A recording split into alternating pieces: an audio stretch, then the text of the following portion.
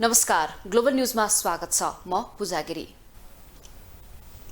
नमस्कार, म वसुधा केसी। सुरुमा हेडलाइन्स।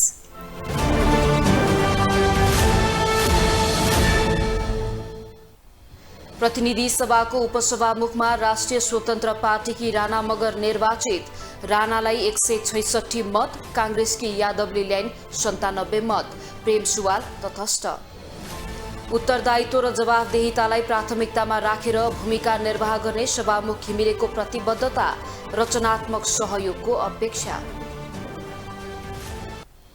पूर्व प्रधानमन्त्रीहरू संविधान च्यात्न मौका ढुकेर बसेको मेटमणि चौधरीको आरोप। भ्रष्टाचार प्रकरणमा परेकालाई सर्वस्व हरण सहित जेल चलान गर्न सांसद शाहिदको माग। अर्थतन्त्रलाई सुधार गर्ने अभियानमा साथ दिन अर्थमन्त्री पौडेलको आग्रह। राजस्व संकलनको लक्ष्य भेटाउन नसकेको स्वीकारोक्ति। र सुदूरपश्चिम बन्यो प्रधानमन्त्री कप महिला राष्ट्रिय T20 क्रिकेट प्रतियोगिताको च्याम्पियन। उपविजेता प्रदेश 6 विकेटले पराजित।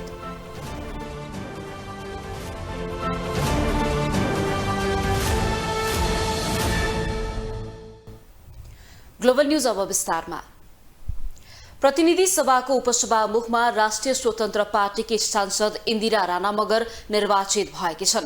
शनिबार भएको उपसभामुखको निर्वाचनमा कांग्रेस उम्मेद्वार मुक्ता कुमारी यादवलाई पराजित गर्दै राणा मगर संसदको 12औं उपसभामुख बन्न सफल भएकी हुन्। राजनीतिमा आउनुअघि समाज सेवामा सक्रिय राणा मगरले उपसभामुखमा निर्वाचित भएपछि संसदमा तटस्थ भूमिका निर्वाह गर्ने बताएकी छन्। प्रतिनिधि सभामा शनिबार भएको उपसभामुखको निर्वाचनमा सत्तारूढ गठबन्धनकी साझा उम्मेद्वार इन्दिरा राणा मगरले जितेकी छिन्। विपक्षी गठबन्धनकी साझा उम्मेद्वार नेपाली कांग्रेसकी सांसद मुक्ता कुमारी यादवलाई पराजित गर्दै राणा मगर 12औं उपसभामुख बन्न सफल भएकी हुन्। बैठकमा उपस्थित 264 सांसद मध्ये राणा मगरको पक्षमा 166 मत खस्यो। उनको विपक्षमा भने 97 मत परेको थियो। राणा मगरलाई सत्तारूढ गठबन्धनमा आबद्ध दलहरूसँगै 3 जना स्वतन्त्र सांसदले समेत भोट हालेका थिए। उनको विपक्षमा भने विपक्षी गठबन्धनमा आबद्ध नेपाली कांग्रेस, नेकपा एकीकृत समाजवादी, लोकतान्त्रिक समाजवादी र जनमोर्चाले भोट हालेका थिए। मधेसमा मधेस आन्दोलनको बिगुल फुक्ने मधेसी जनताको हक अधिकारसँग लड्ने दावी गर्दै आएका मधेस केन्द्रित दलहरूले भने मधेसी महिलाको प्रतिनिधित्व गर्ने यादवको पक्षमा भोट हालेनन्। यता राणालाई उपसभामुखको प्रस्तावका पक्षमा बहुमत पुगेपछि सभामुख देवराज घिमिरेले उनलाई सभामुखमा निर्वाचित भएको घोषणा गरेका थिए। माननीय सदस्यहरू, यस सभाका माननीय सदस्य श्री इन्दिरा राणालाई प्रतिनिधि सभाको उपसभामुख पदमा निर्वाचित गरियोस् भन्ने प्रस्तावको पक्षमा 166 मत परेको र उक्त संख्या प्रतिनिधि सभामा तत्काल कायम रहेको सम्पूर्ण सदस्य संख्याको बहुमत भएकोले यस सभाका माननीय सदस्य श्री इन्दिरा राणालाई प्रतिनिधि सभाको उपसभामुख पदमा निर्वाचित गरियोस् भन्ने प्रस्ताव बहुमतले पारित भएको घोषणा गर्दछु। हाल सत्तारूढ दल राष्ट्रिय स्वतन्त्र पार्टीकी समानुपातिक सांसद राणा मगर राजनीतिमा आउनु अघि समाज सेवामा सक्रिय थिइन्। 2027 साल असार 18 गते झापामा जन्मिएकी राणा मगर सयौं बालबालिकाकी आमाका रूपमा परिचित छिन्। उनले जेलभित्र रहेका बुवा आमाका छोराछोरीलाई शिक्षा दिँदै आएकी छिन्। उपसभामुखमा निर्वाचित भएपछि राणा मगरले संसदमा तटस्थ भूमिका निर्वाह गर्ने बताएकी छिन्। मैले नेपालको संविधानले जुन व्यवस्था गरेको भूमिकालाई म इमानदारी साथ निभाउनेछु। सम्पूर्ण विभिन्न पार्टीका गठबन्धनकादेखि लिएर विपक्षी पार्टीका सम्पूर्ण मान्यज्यूहरूले उठाएका इस्युहरूलाई चाहिँ मैले एकदम इमानदारीता साथ तटस्थ भएर त्यसमा हाम्रा जुन सामान्य सभामुखज्यूसँग सहकार्य गरेर उहाँलाई सहजीकरण गर्ने र अझ प्रभावकारी र अनि मर्यादित र सुसंस्कृत गर्ने काम गर्नेछु। उपसभामुखमा निर्वाचित भएसँगै राणा मगर उपसभामुख बन्ने 6औं महिला बनेकी छिन्।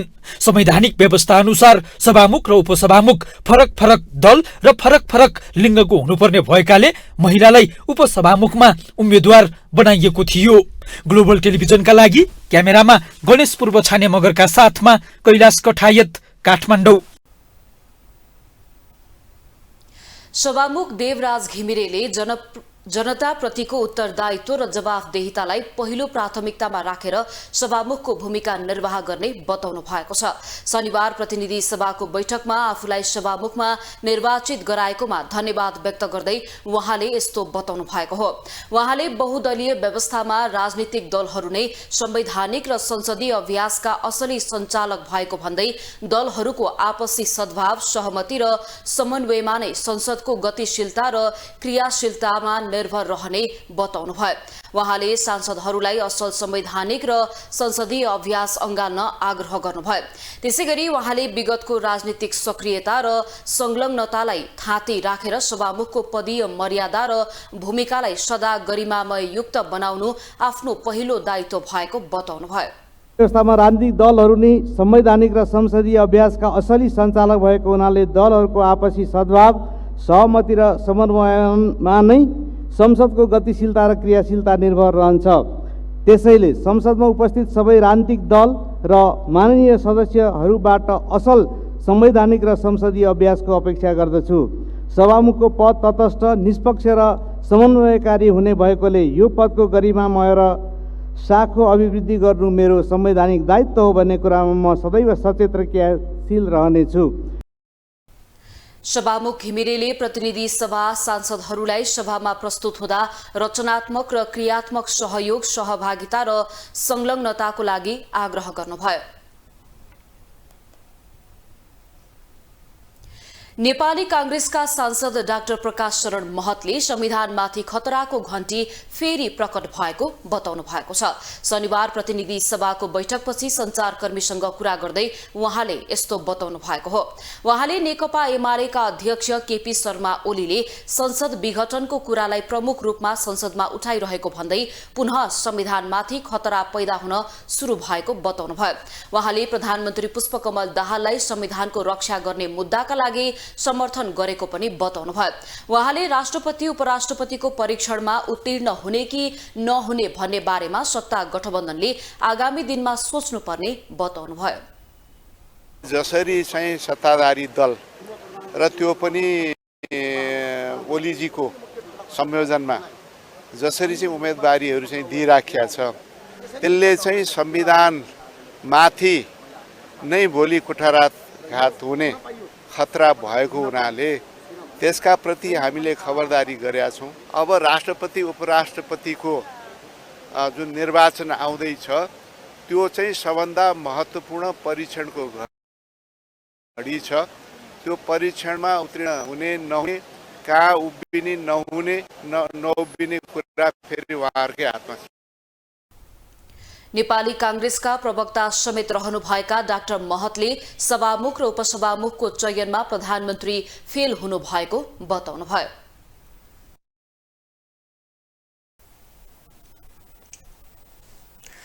नेकपा माओवादी केन्द्रका सांसद जनार्दन शर्माले सत्ता गठबन्धनबाट नै राष्ट्रपतिको उम्मेद्वार बन्ने बताउनु भएको छ। शनिबार प्रतिनिधि सभाको बैठकपछि संचारकर्मीसँग कुरा गर्दै उहाँले यस्तो बताउनु भएको हो। उहाँले केही दिनपछि नै राष्ट्रपतिको एजेन्डाले स्थान पाउने र सत्तारूढ दलहरूसँग छलफल गरेपछि उम्मेद्वारको टुङ्गो लाग्ने बताउनुभयो। उहाँले कांग्रेसले गरेको कुराको अपेक्षा आफूलाई जानकारी नरहेको भन्दै गठबन्धन सरकारमा बहुमत रहेकाले गठबन्धनकै तर्फबाट उम्मेद्वार बन्ने निश्चित रहेको बताउनुभयो। कुरा मलाई थाहा भएन। अब अहिले संसदीय एउटा राजनीतिभित्र जुन गठबन्धन बनेको छ, सरकार जसरी बनेको छ, त्यसको बिचमा एउटा छलफल सहमति भएर हुनसक्छ प्रतिपक्ष सहित पनि सहमति हुन्छ भने त राम्रो कुरा, भएन भने गठबन्धन दलभित्रको सहमतिमा नै अगाडि बढ्छ। किनभने बहुमत अहिले यहीँ छ, निर्वाचित बहुमतले गर्ने। हुन त राष्ट्रपतिको निर्वाचन गोप्य मतदानमा हुने हो, गोप्य मतदानद्वारा हुने भएको हुनाले अब यहाँको जस्तो व्हिप त त्यहाँ हुन सक्दैन। तर पनि फेरि पार्टीहरूको आफ्नो मान्यता भएको हुनाले पार्टीले निर्णय गरे अनुसार नै मत हाल्ने भएको हुँदा अब बहुमत अहिलेको सरकारसँग गठबन्धन भएको हुनाले सरकारले प्रस्ताव गरेको, सरकारमा भएका दलहरूले प्रस्ताव गरेको व्यक्ति नै राष्ट्रपति हुने देख्छु मैले। सांसद शर्माले गठबन्धन फुटाउने र जोड्ने समय अब सकिसकेको भन्दै अहिले बनेको गठबन्धन निरन्तर अघि बढ्ने बताउनुभयो।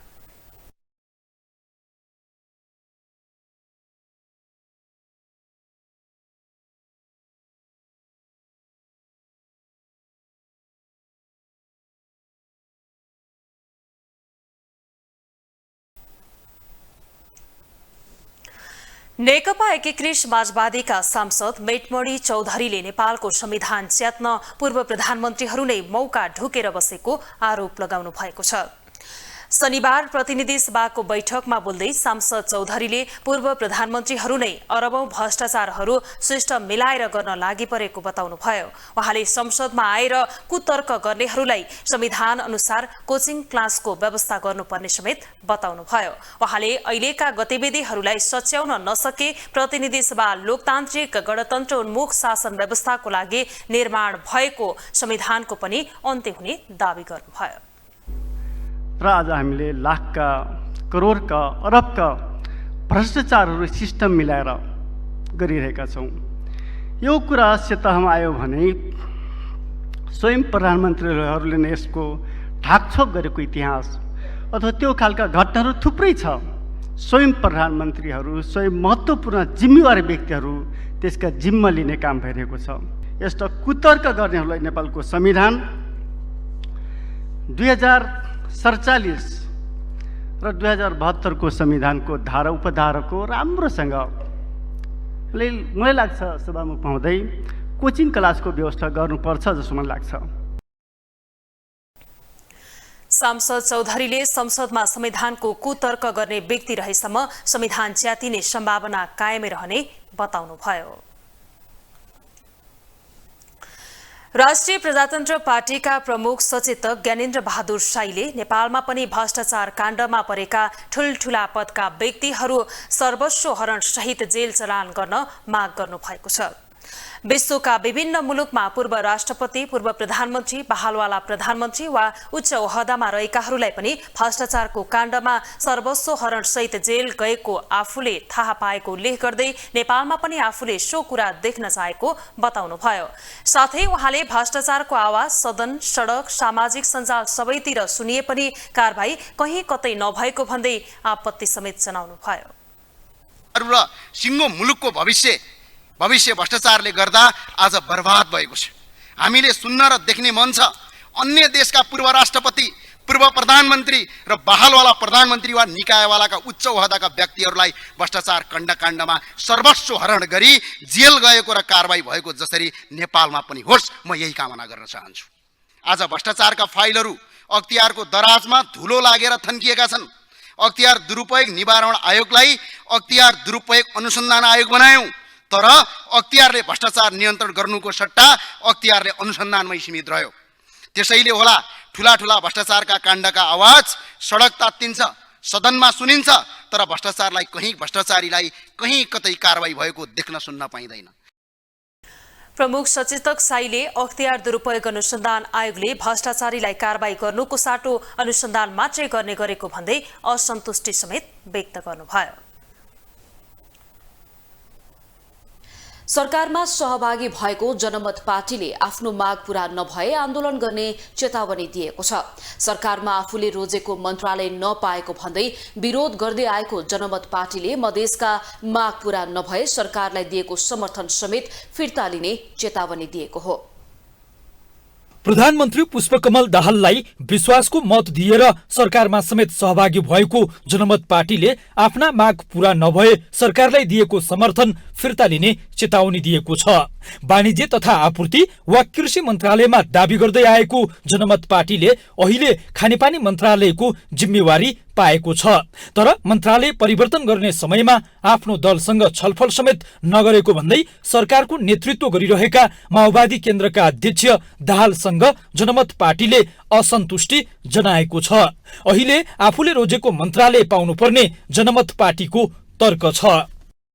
र हामीले खासमा शिक्षा, स्वास्थ्य र रोजगारीको क्षेत्रमा र किसानको आन्दोलनलाई सम्बोधन गर्न खालको लागि उपयुक्त खालको मन्त्रालय को लागि दावी गरेका थियो, त्यो चाहिँ पुरा नभएको हुनाले र त्यहाँ चाहिँ अलिकति जनताको अपेक्षा पुरा गर्न नसक्ने खालको भएको हुनाले चाहिँ हामीले जनमत पार्टीले प्रधानमन्त्री पुष्पकमल दाहालले आफ्नो माग अनुसारको मन्त्रालय दिने संकेत पाएको समेत दावी गरेको छ।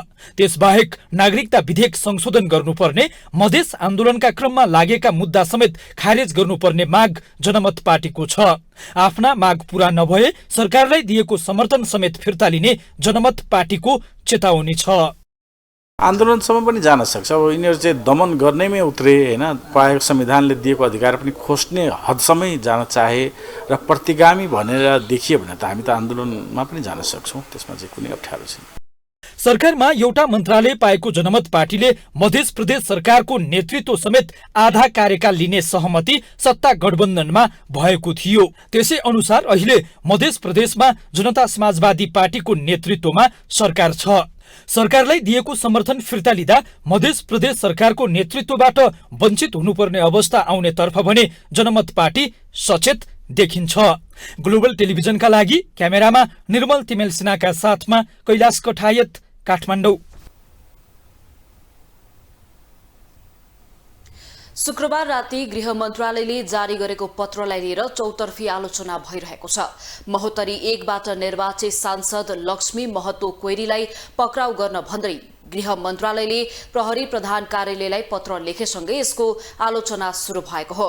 आफ्नो मातहतको निकायलाई गृह मन्त्रालयले पत्र नै लेख्नुपर्ने अवस्था कसरी आयो र उपप्रधान तथा गृहमन्त्री रवि लामिछाने किन यति धेरै गैर जिम्मेवार बने भन्ने प्रश्न उठ्न थालेको छ। गृह मन्त्रालयले प्रहरी प्रधान कार्यालयलाई लेखेको पत्रले यति बेला सदनदेखि सडकसम्म चर्चा पाएको छ।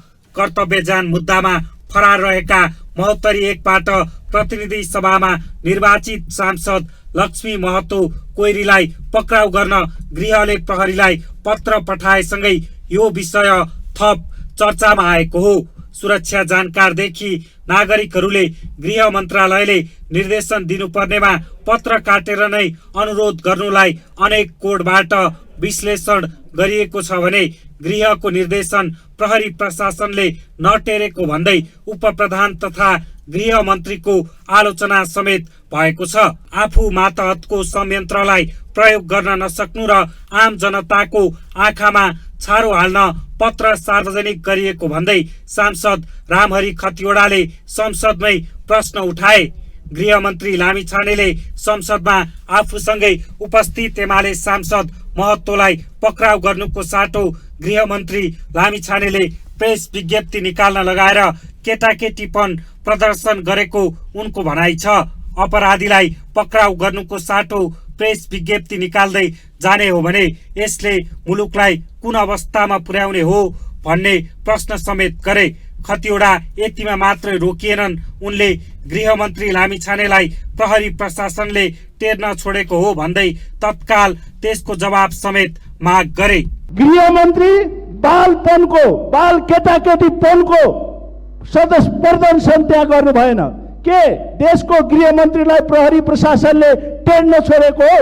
मौखिक रूपमा सूचना दिँदा कोही अपराधीलाई पक्राउ नगर्ने परम्पराको सिर्जना भएको हो के अझै पनि जनतालाई फेरि ढाक्नका लागि यो सूचना प्रकाशित गरिएको हो? सुत्न गएका कर्मचारीलाई राति बोलाएर विज्ञप्ति निकालौँ भनेर यस्तो परम्पराको सुरुवात भयो भने अपराधी पक्रिन सकिन्छ? सभामुख महोदय, यो परम्परा कहाँ जाँदैछ र भोलि मुलुक कहाँ जाने हो? यो हामीलाई चिन्ताको विषय बनेको छ। सभामुख महोदय, उता पूर्व डीआईजी हेमन्त मल्लले भने संसदमा चुनाव भइरहेकाले एउटा भोटको पनि गन्ती हुने भन्दै सामाजिक सञ्जालमा हाल्ने र राजनीतिक उद्देश्यले प्रहरीले पक्राउ गरेको छैन जस्तो देखाउने गरेको बताए। उनले गृहको आदेश प्रहरीले नमान्ने भन्ने नहुने भन्दै गृहमन्त्रीले आदेश दिएर मात्रै पक्राउ गर्ने नभएर प्रहरीलाई ऐन कानुनले पक्राउ गर्ने अधिकार दिएको समेत बताए। जुन अधिकार प्रहरीले पाएको छ त्यो पूरा गर्नुपर्ने समेत उनको भनाइ छ। हुँदैन, बिल्कुल हुँदैन। यो त कस्तो मलाई कस्तो लागिरहेछ तपाईँको, यो आफू करा जस्तो गर्ने र उतातिर काम नगर्न दिने जस्तो। यो अहिले समस्या मैले कहाँ देखिरहेको छु भने अहिले चुनावको बेला छ कि अहिले संसदमा एउटा चुनाव भइसक्यो, 2टा चुनाव भइसक्यो, लहरै 3-4वटा निर्वाचन र त्यो पछि नियुक्ति लगायतका कुराहरू छन् होइन। र त्यहाँ के हुन्छ भने तपाईँको यो एक भोटको काउन्टिङ हुन्छ होइन। र त्यसले गर्दा के छ भनेपछि कहीँबाट दबावमा हो कि एउटा कुरा त्यो होइन। अर्कोतिर पुलिसलाई नभनेर जुन सामाजिक सञ्जालमा हालिदिने र आफू हल्ला मात्रै गर्ने र पुलिसले समातेर छैन भन्ने देखाउने, तर अर्कोतिर चाहिँ राजनीतिक उद्देश्यले समाता नदिने, त्यस्तो भइरहेको छ कि जस्तो देखिन्छ यो हेर्दाखेरि। किनकि गृहमन्त्रीको आदेश प्रहरीले मान्दैन भन्ने कसैले विश्वास गर्छ जस्तो मलाई लाग्दैन। एउटा कुरा त्यो, र अर्को कुरा के भने तपाईँको यो काम चाहिँ गृहमन्त्रीले आदेश दिएर समात्ने होइन किनकि ऐन कानुनले प्रहरीलाई अधिकार दिएको छ र त्यो जुन अधिकार दिएको छ त्यो अधिकार चाहिँ प्रहरीले आफै फुलफिल गर्नुपर्ने हो र त्यो अधिकार फुलफिल गर्नु पनि पर्छ भन्छु म त। कोइरीमाथि मधेस आन्दोलनका क्रममा घाइते भई अस्पताल लैजाँदै गरेका सही थमन विक्कलाई एम्बुलेन्सबाट थुतेर हत्या गरेको अभियोग छ।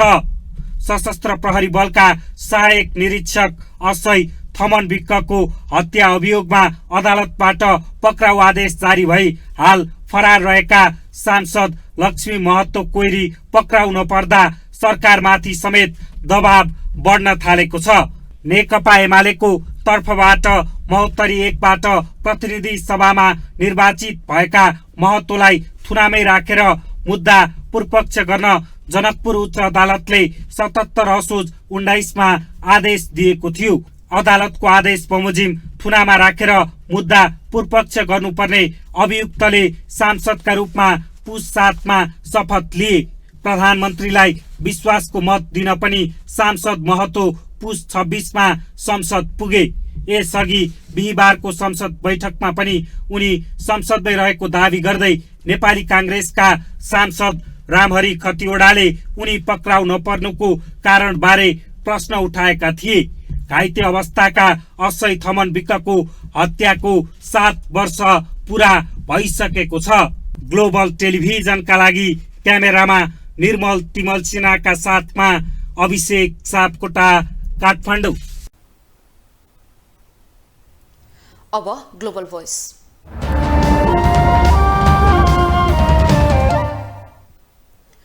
महोत्तरी 1 बाट निर्वाचित सांसद लक्ष्मी महतो कोइरी फरार प्रकरण यतिखेर सांसद, सामाजिक सञ्जाल तथा नागरिक तहमा चर्चामा छ। यस विषयमा संसदमा समेत सांसद तथा गृह मन्त्री बीच सवाल जवाफ नै चलेको थियो। यस्तै गृह मन्त्रालयले शुक्रबार पत्र नै निकालेर कोइरीलाई पक्राउ गर्न निर्देशन समेत दिइसकेको छ भने गृह मन्त्री रवि लामिछानेले संसदमा कानूनी प्रक्रिया अनुसार कारबाही गर्ने प्रतिबद्धता समेत जनाउनु भएको छ। यसै सन्दर्भमा आजको ग्लोबल भोइसमा हामीले सर्वसाधारणलाई सोधेका छौं, गृह मन्त्रालयको निर्देशन पालना नहुनुलाई के भन्नुहुन्छ? केही समयदेखि निरन्तरता जुन विधिको शासन हुनुपर्ने थियो त्यो छैन र एक किसिमले यसो भएन भने चाहिँ देशमा चाहिँ अराजकता हुन्छ, उद्दण्डता हुन्छ र साना निमुखा वर्गहरूले दुःख पाउँछन् र नियम कानुन प्रशासन भनेको सबैलाई समान ढङ्गबाट लागू हुने त्यो व्यवस्था यो सरकारले गरोस्। जसरी एउटा भर्खरै उदाएको पार्टीबाट एउटा नयाँ विकल्पका सहित एउटा गृहमन्त्री बन्नुभएको छ। उहाँको एउटा मलाई के लाग्छ भने मिडिया स्ट्यान्ड मात्रै भयो कि हाम्रो सिस्टममै बसाल्न सक्नु भएन। मेन कुरा हामीले निर्देशन मात्रै भन्छौँ, प्रधानमन्त्रीले निर्देशन दिए भन्छौँ, गृहमन्त्रीले निर्देशन दिए भन्छौँ। जसरी एउटा नेपालमा चाहिँ एउटा सिस्टम बसाल्नु पर्ने थियो त्यस किसिममा नलागेको जस्तो लाग्छ मलाई। विभिन्न राजनैतिक शक्तिका छत्रछायामा रही नेपाली कानुनको, नेपाली संविधानको धज्जी उडाइरहेको अवस्था पनि छ। मलाई लाग्छ देशको गृहमन्त्री जस्तो व्यक्तिले दिएको आदेश, नीति नियम बमोजिम चल्न नसक्नु सुरक्षा निकायमा एउटा लाजोमर्दो अवस्था हो भने कसुरदार व्यक्तिहरू खुलेआम हिँड्नु लज्जास्पद अवस्था हो भन्ने मलाई लाग्छ।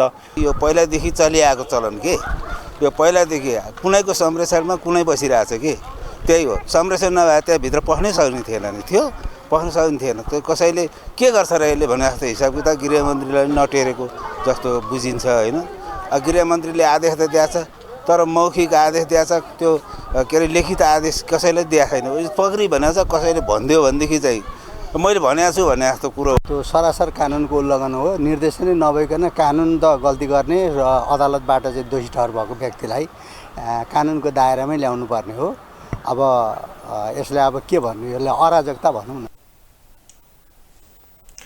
उप प्रधानमन्त्री एवं ऊर्जा, जलस्रोत तथा सिंचाई मन्त्री राजेन्द्र लिङदेनले जनमत पार्टीका अध्यक्ष सीके राउतले संसदीय मर्यादा विपरीत संसदमा आफैले शहीदहरूको सम्मान भन्दै मौन धारण गर्न लगाएको दावी गर्नुभएको छ।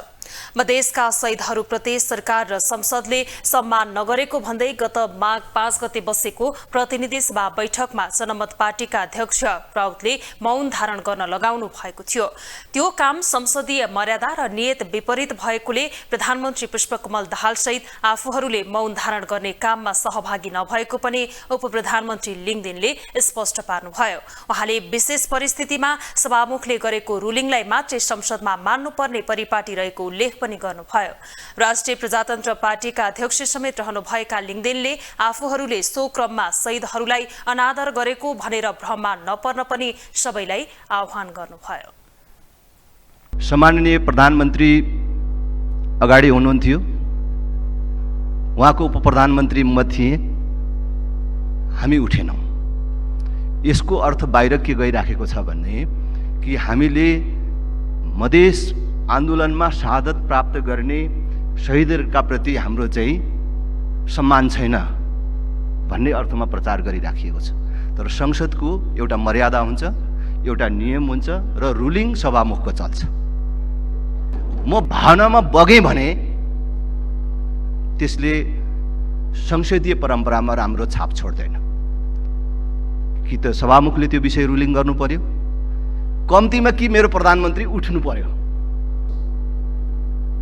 त्यो विषयप्रति अनादर गरेको होइन, मलाई लाग्छ प्रधानमन्त्रीले पनि गर्नुभएको होइन। यो गलत प्रचार जानु हुँदैन। हामीले संसदीय मर्यादा भङ्ग गर्नु हुँदैन भन्ने कुरालाई ध्यानमा राखेर हामी नउठेको भन्ने कुरा यो संसदले पनि बुझोस् र बाहिरी समाजले पनि बुझोस्। उपप्रधानमन्त्री लिङदेनले सो घटनालाई लिएर प्रधानमन्त्रीले नै शहीदहरूप्रति अनादर गरेको भनेर गलत कुरा बाहिर लैजान नपाउने जिकिर समेत गर्नुभयो। प्रधानमन्त्री पुष्पकमल दाहाल प्रचण्डले प्रोटिनयुक्त खानपानको व्यवस्था सबै नागरिकमा पुर्याउन सरकारबाट भइरहेको प्रयास पर्याप्त नभएको बताउनु भएको छ। शनिबार काठमाडौँमा आयोजित दोस्रो संस्करणको right to protein run half marathon कार्यक्रममा बोल्दै उहाँले यस्तो बताउनु भएको हो। उहाँले खेल क्षेत्रबाट स्वस्थ र अनुशासित जीवन पद्धतिको विकास हुने समेत बताउनुभयो। उहाँले देश अहिले पोल्ट्री व्यवसायमा आत्मनिर्भर भएको समेत बताउनु भएको छ। उहाँले वनस्पतिजन्य खाद्यान्नमा पनि हामी आत्मनिर्भर हुने र बालबालिकालाई त्यसको लागि आवश्यक पर्ने प्रोटिनको मात्रा उपलब्ध गराउने कुरामा सरकार प्रतिबद्ध रहेको समेत बताउनुभयो। उहाँले अहिलेको सरकारले स्वास्थ्यको क्षेत्रमा नयाँ सुरुवात गर्ने तयारी गरेको भन्दै जनताको स्वास्थ्यलाई उच्च प्राथमिकतामा राखेर केही नीतिगत र व्यावहारिक निर्णय गर्न लागेको समेत बताउनुभयो। यसको निम्ति पनि व्यवसायीहरूलाई उत्प्रेरित गर्दछ भने वनस्पतिजन्य खाद्य पदार्थ गेडागुडी लगायतको विकासमा पनि किसानहरूलाई उत्प्रेरित गर्दछ र हामी आत्मनिर्भरताको दिशातिर जान सक्दछौँ। वनस्पतिजन्य खाद्यान्नमा पनि हामी आत्मनिर्भर हुने र बालबालिकाहरूलाई त्यसको निम्ति आवश्यक पर्ने वैज्ञानिक रूपले प्रमाणित मात्रा उपलब्ध गराउने, सेवन गराउने त्यो जनचेतनाको पनि आवश्यकता छ। स्वास्थ्यको क्षेत्रमा नेपाल सरकारले एउटा नयाँ सुरुवात गर्दैछ। प्रधानमन्त्री दाहालले स्वास्थ्यको क्षेत्रमा सरकारले गर्नुपर्ने कामहरू धेरै रहेको भन्दै आगामी दिनमा जनमुखी सेवा प्रवाहका लागि आवश्यक नीति निर्माण गरी काम गर्ने प्रतिबद्धता समेत जनाउनुभयो। कृषि तथा पशुपक्षी विकास मन्त्री ज्वाला कुमारी शाहले नेपालमा पोषक तत्व प्रोटिनको उपलब्धता पर्याप्त नभएको बताउनु भएको छ। काठमाडौँमा आयोजित दोस्रो संस्करणको right to protein run half marathon कार्यक्रममा बोल्दै उहाँले गरिबी समुदायको बालबालिकाको प्रोटिनको कमीका कारण नेपालमा ठूलो संख्यामा कुपोषणको समस्या आइरहेको समेत बताउनुभयो। उहाँले बालबालिकाको उमेर अनुसार समग्र विकासमा सन्तुलित आहारको आवश्यकता भए पनि आवश्यक प्रोटिनको उपलब्धता नहुँदा विभिन्न रोगहरूको शिकार भइरहेको समेत बताउनुभयो। बालबालिकाहरूको उमेर अनुसार समग्र विकासमा समेत सन्तुलित आहारको आवश्यकता रहने हुँदा सबै तह र तबकाका जनसमुदायमा यसको पहुँच स्थापित गर्न आवश्यक परेको देखिन्छ। कृषि तथा पशुपन्छी विकास मन्त्रालय यस्ता खाद्यान्नहरूमा नेपाललाई आत्मनिर्भर बनाउने पर्याप्त प्रयासरत छ, तर दुर्भाग्य अहिले पनि देशमा उत्पादन गर्न सकिने खाद्य स्रोतहरूको आयातमा अर्बौं रुपियाँ विदेशी रहेको तितो यथार्थ हामी सामु छ। मन्त्री शाहले कृषि तथा पशुजन्य उत्पादनहरू बढाई कृषिमा आत्मनिर्भर हुन लागि परेको समेत बताउनुभयो।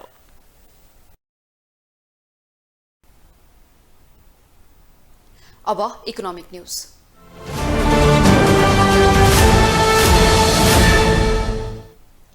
उपप्रधान तथा अर्थमन्त्री विष्णु प्रसाद पौडेलले अर्थतन्त्रलाई सुधार गर्ने अभियानमा सरकारलाई सरकारवाला सबै निकायको साथ आवश्यक रहेको बताउनु भएको छ। कृषि विकास बैंकको 56औं वार्षिक उत्सव कार्यक्रममा बोल्दै अर्थमन्त्री पौडेलले आर्थिक दृष्टिकोणले खडा भएको चुनौतीको सामना गर्दै मुलुकको आर्थिक अवस्था र सामर्थ्यलाई सुधार गर्ने अभियानमा सबैको साथ आवश्यकता रहेको बताउनु भएको हो। उहाँले अर्थ मन्त्रालय मुलुकको चुनौतीपूर्ण अर्थतन्त्र सुधारको लागि सुशासन, आर्थिक मितव्ययिता, खर्च कटौती, सुविधा कटौती गर्ने अवस्थामा रहेको बताउनुभयो। बजेटको मध्यावधिक समीक्षा गर्ने बेलामा समेत राजस्व संकलनमा चालू आर्थिक वर्षको लक्ष्य भेटाउन नसकेको मन्त्री पौडेलको स्वीकारोक्ति छ। साथै उहाँले गत आर्थिक वर्षमा यही समयमा भएको राजस्व संकलन बराबरको समेत हुन नसकेको बताउनु भएको छ। साधारण खर्च अप्टिमम लिमिटमा छ, तर पुँजीगत खर्चको कुरा गर्ने भने अहिले पनि 14-15% हाराहारीमा हामी आइपुगेका छौँ, जबकि हामी बजेटको मध्यावधि समीक्षा गर्ने बिन्दुमा आइसक्यौँ। यस्तो छ आजको मुलुकको आर्थिक अवस्था। त्यसले गर्दा यो सबै जुन एउटा आर्थिक दृष्टिकोणले हामी जसरी हाम्रा सामनेमा जुन प्रकारको चुनौती खडा भएको छ, मुलुकै सामनेमा चुनौती खडा भएको छ, यो चुनौतीको सामना गर्दै मुलुकको आर्थिक स्वास्थ्यलाई राम्रो बनाउने, आर्थिक सामर्थ्यलाई राम्रो बनाउने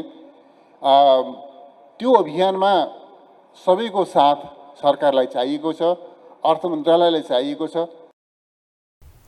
उहाँले बजेटको मध्यावधिक समीक्षा गर्ने बिन्दुमा आइपुग्दा समेत 15% मात्रै पुँजीगत खर्च हुनु अर्थतन्त्र सुधारको लागि चुनौती देखिएको बताउनुभयो।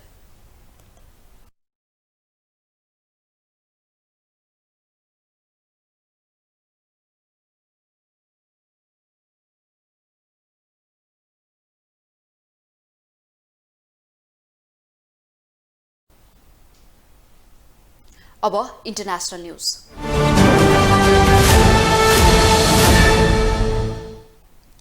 जापानमा पछिल्लो समय आत्महत्या गर्ने मानिसको संख्या हत्तै बढेको छ।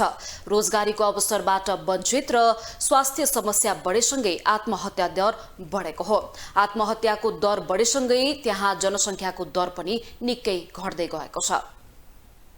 जापानमा केही वर्ष यतादेखि आत्महत्या गर्ने मानिसको संख्या वात्तै बढेको छ। जापानमा सन् 2022 मा आत्महत्याको दर अघिल्लो वर्षको तुलनामा झनै धेरै बढेको हो। जापानको स्वास्थ्य मन्त्रालयका अनुसार सन् 2022 मा कुल 21,584 जनाले आत्महत्या गरेका छन्, जुन अघिल्लो वर्षको तुलनामा 577 ले बढी हो। शुक्रबार सार्वजनिक तथ्याङ्क अनुसार 13 वर्षमा पहिलो पटक पुरुषको आत्महत्या दर बढेको उल्लेख छ। प्रारम्भिक तथ्याङ्क अनुसार अघिल्लो वर्ष 7,041 महिलाले आत्महत्या गरेका थिए, जुन अघिल्लो वर्षको तुलनामा 27% ले कम हो। जापानमा सन् 2019 मा लगातार 10 वर्षदेखि आत्महत्याका घटनामा निरन्तर कमी आएको भए पनि सन् 2020 मा विश्वव्यापी महामारी सुरुवात भएदेखि नै तुलनात्मक रूपमा उच्च रहेको मन्त्रालयको तथ्याङ्कले देखाएको छ। सन् 2020 मा बेरोजगार व्यक्तिले आत्महत्या गर्नेको संख्या करिब 50% ले वृद्धि भई 1038 पुगेको राष्ट्रिय प्रहरी निकायको अध्ययनमा आधारित मन्त्रालयको तथ्याङ्कमा उल्लेख छ। पेन्सन वा रोजगारीको सुविधा नपाएर जीवनयापन गरिरहेको मध्ये 5,347 जनाले आत्महत्या गरेको तथ्याङ्कले देखाएको छ। मानिसहरूले आत्महत्या गर्नुको मुख्य कारण स्वास्थ्यमा समस्या भएको रिपोर्टमा बताइएको छ। आत्महत्या गर्नेहरूमध्ये 11,125 जनामा पारिवारिक समस्या देखिएको छ भने 4,214 जनामा पारिवारिक समस्या रहेको तथ्याङ्कले देखाएको छ। मन्त्रालयका अनुसार सन् 2022 मा विद्यालय जाने उमेर समूहका बालबालिकाले आत्महत्या गर्नेको संख्या अघिल्लो वर्षको भन्दा मात्र 3 संख्याले घटेर 441 पुगेको छ। यसैबीच जापानको कुल जनसंख्या सन् 2022 मा 0.43% अर्थात् करिब 5,38,000 ले खुम्चिएको सरकारी अनौपचारिक तथ्याङ्कले देखाएको छ। आन्तरिक मामिला तथा सञ्चार मन्त्रालयले सार्वजनिक गरेको अस्थायी अनुमानित तथ्याङ्क अनुसार सन् 2023 को जनवरी 1 सम्ममा देशको कुल जनसङ्ख्या 12,47,70,000 रहेको छ। यो संख्या एक वर्ष अघि 12,53,10,000 रहेको थियो। सन् 2021 मा जनसङ्ख्या 0.6% घटेको थियो भने सन् 2021 मा यो दर केही कम भएको थियो। पछिल्लो गणना 65 वर्ष वा सोभन्दा माथिका 3,62,10,000 जनसङ्ख्या रहेको छ। यो कुल जनसङ्ख्याको 29% हो। घट्दो जन्मदर र वृद्ध वृद्धाको जनसङ्ख्या, घट्दो श्रमशक्ति र चिकित्सा तथा सामाजिक सुरक्षा प्रणालीमा ठूलो आर्थिक भारले जापानका लागि चुनौती बनिरहेको छ। जापानका प्रधानमन्त्री फुमियो किसिदाले आगामी हप्ता संसदको नियमित सत्रको उद्घाटनमा आफ्नो भाषणमा जापानको घट्दो जन्मदरसँग जुझ्ने नीतिका लागि कोष सुरक्षित गर्ने प्रतिबद्धता व्यक्त गर्ने बताइएको छ। ग्लोबल टेलिभिजनको लागि एजेन्सीको सहयोगमा विशाल पुरीको रिपोर्ट।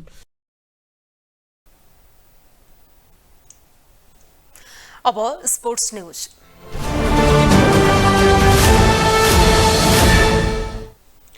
सुदूरपश्चिम प्रदेशले प्रधानमन्त्री कप महिला राष्ट्रिय टी20 क्रिकेट प्रतियोगिताको उपाधि जितेको छ। इटहरीको जनता क्रिकेट पार्कमा शनिबार भएको फाइनल खेलमा प्रदेश 1लाई 6 विकेटले हराउँदै सुदूरपश्चिम च्याम्पियन बनेको हो। प्रदेश 1ले दिएको 102 रनको लक्ष्यसहित जवाफी ब्याटिङ गरेको सुदूरपश्चिमले 19 ओभर 5 बलमा 102 रन जोड्दै लक्ष्य पूरा गर्यो। सुदूरको जितमा सम्झना खड्काले अभिजित 27 रन जोडिन्। कविता जोशी 19 रनमा अभिजित रहिन्। डोली भट्टले 22 तथा कविता कुवरले 12 रन जोडिन्।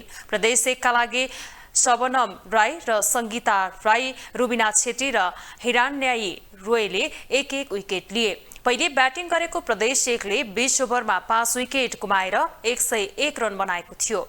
प्रदेश 1 का लागि काजल श्रेष्ठले अभिजित 48 रन जोडिन्। यस्तै अप्सरी बेगमले 15 रन जोड्दा कप्तान रुबिना छेत्रीले 14 रन जोडिन्। सुदूरकी मनिषा चौधरीले 2 तथा ऋतु कोनुजियाले 1 विकेट लिइन्। उपाधिसँगै सुदूरले 5 लाख र उपविजेता प्रदेश 1ले 3 लाख रुपैयाँ प्राप्त गरेको छ।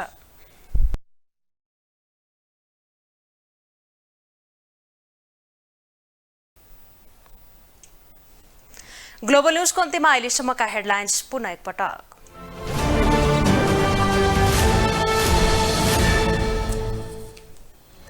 प्रतिनिधि सभाको उपसभामुखमा राष्ट्रिय स्वतन्त्र पार्टीकी राणा मगर निर्वाचित। राणालाई 166 मत, कांग्रेसकी यादवले ल्याइन् 97 मत। प्रेम सुवाल तटस्थ। उत्तरदायित्व र जवाफदेहितालाई प्राथमिकतामा राखेर भूमिका निर्वाह गर्ने सभामुख घिमिरेको प्रतिबद्धता। रचनात्मक सहयोगको अपेक्षा। पूर्व प्रधानमन्त्रीहरू संविधान च्यात्न मौका ढुकेर बसेको मेटमणि चौधरीको आरोप। भ्रष्टाचार प्रकरणमा परेकालाई सर्वस्व हरणसहित जेल चलान गर्न सांसद शाहीको माग। अर्थतन्त्रलाई सुधार गर्ने अभियानमा साथ दिन अर्थमन्त्री पौडेलको आग्रह। राजस्व संकलनको लक्ष्य भेट्टाउन नसकेको स्वीकारोक्ति। र सुदूरपश्चिम बन्यो प्रधानमन्त्री कप महिला राष्ट्रिय टी20 क्रिकेट प्रतियोगिताको च्याम्पियन। उपविजेता प्रदेश 1 6 विकेटले पराजित।